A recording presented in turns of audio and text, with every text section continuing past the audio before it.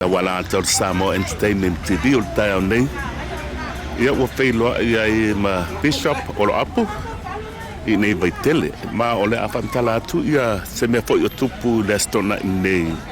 nei no whanga I Vaitele. Ia whatalo whatu la sunga Bishop I le nei tae whapele lo pole tua ua whailoa. After tula vele usunga mua manoa le au maua o tatou whila I vefia nei vai ngor tae au. Pita I o lea ua o tosi sile mai le mamalo so tatou atunu mai lantou o lo lalam papa au ia tunu e mamau. Ia le fofanga ta au o lo whatatia ia le Ekalesia so ke wiso la pa ia waso ngatai. Ele steki au polu sa moa le sa steki. O lea la o tosi sile mai le neva e ngor tai au. Ele lo lofi mai o le mamalo le atunu o lantou te moli mawina. Le male faatoaga-Vaitele o le fuo whaile leanga o leo lo mo so tatou atunu. O ile tatou te moli mawina mo tatou ilo aile lango malosi. Ale Ekalesia so kuesa la pa iwa sangatai. I fuafuanga le malo tatou te Galueaina ai ia whanua ma faatoaga I totono so tatou atunu. Ia leo tosi sila mai e lo maua so o se vaenga o fuo whaile leanga. Ka pisi kaukalo o le popo ma so se vaenga ia o leo no tamau ainga so tatou atunu ia nela vaenga tae ia o leo tosi sile mai ia o lo maua lama so se mea wo o yo la I la autoto ma le telo vaenga leo tu ina mai ati tatou ia e tamau ainga so tatou atunu le ne vaenga o le tae ia pio so tala tu le ai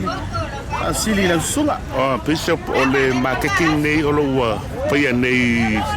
I Vaitele nei Vaitele tai Kafsanga I male famacho. Ola le umi talo na matel ne fa moi. O le au sa vale ni le fata sanga talo no fata no. Ai o le fofanga ia le o polu sa mo ale sa steke fa alua le tausanga. E fa alua le tausanga on fata nuina vaenga ia o le fanfare male matosteke. Ia I tonu Vaitele tai. Na o le lot Mamona le a fia ia na o le Ekalesia so kuesa la pa yo sangata ia o le a fia le fanfare le tae nei la fo la mo boy menisi va no stake nei ia te lo la o e mai stake a le stona nei ia na o le polusa mo ali sa stake ia o le o fata no ile fo fanga ese mai stake o isi fo ia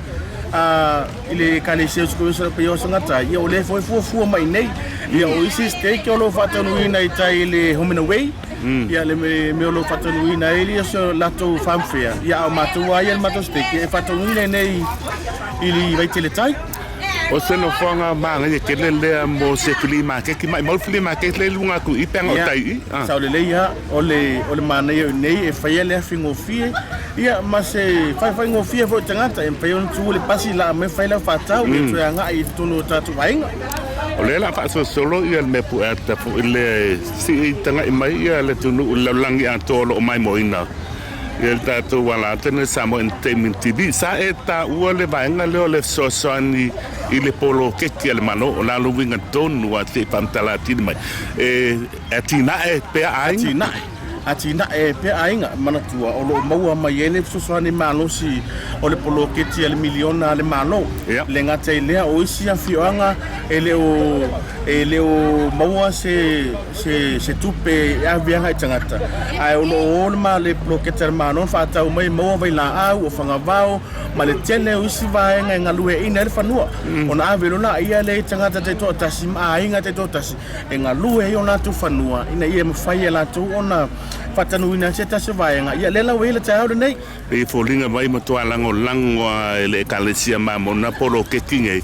le ua e maltou fa o ponga la le ua fai male makeki e ta watu I le lalang le ia mafai a Samoa na Atina'e Samoa ia ma ainga mole o te titi to pokan vai o welfare ainga ia o se pokan me mana ia tele o le Atina'e o le loto I fale wai e ele pu fo le a manguia ainga o manguia le loto manguia le loto manguia ia le senu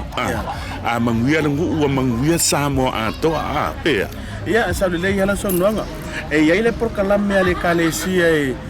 e fa malosia le ona tuto o taso tangata la vaia tato tele fa lango I le isi tangata e alu le tangata e Galueaina no fanua ia e anu fo tangata e sosoani iona lava au sa eli ele se nene tau seruna ainga e te tele la ole steki la ni ale sa e ma tele lava ile Galueaina ole fanua pisa po ma sanu sa mo pu e ia ka ko filima ke ki tai fungole e mai moinga ele kai stia se fu wa fitangata male la to tale le fa me fo bon sa mo ale ia ole mo ma wina ta ora nei e ele tala e fai mai o sa mo se tunu e lalo se tunu vai ngai mativa a loto se sile mata nei amu ia sa mo ele so sia mata mo ainga le tono so tato tunu ia o se vai ngai pito sili le ona ta u e tono so tato tunu le o mai mo fo tata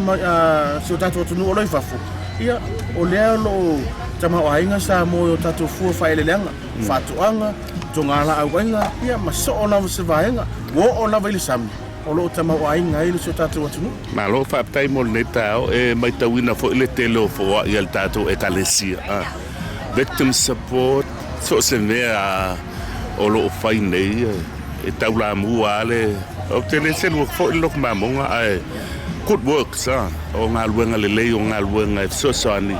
le ngatala le ufa popo fo ile va en i porokekias ale Malo au le tele o anga fo ai o na tangata malanga mai fapo sauka le anga pile museum museum fo le bailim o le telo ngai le se ku pesa mo sai el kai le fa a museum ngare to luanga malanga mai America le mai fa fo umale tu langa la we ngai ai fa te tele morta ya e so foto anga fo i po se fala ai au mo le manuele tunu na fa solo le me puata fa tu lava mo fa sili ile taero nei e se taero e se iniso la to we fo se Galueaina o fanua ia o la uia fo tuanga ia ila to we e fa pala yo tanto la we le le o tama ai nei senga le o mai senga faiola to fale o loa faiola to faatoaga a se sila mai ate tato tanga sa mo e ana ina la tu ia e tato on tato o e Galue o tato fanua mo tato la we le ia wa sa iringa manuia so tato atu no ia pero tale tu le sa mo ngala su ia o lo fa anga bola au mai mo ia alo fatele tu ya ila to tangata so tato anu fa na so tato tu no o la tu fia na ila lang ila to o lo mo mai ya nei fa sislanga ia alo fatele tu mo to ya o le steki ne o polu sa mo ale sa steak manuia tele le weekend ia paftai tu la vela usunga mo vanoa leo ma fonta fe no e de vai ngor taiao paftai when we for lo la ngala son taiao ya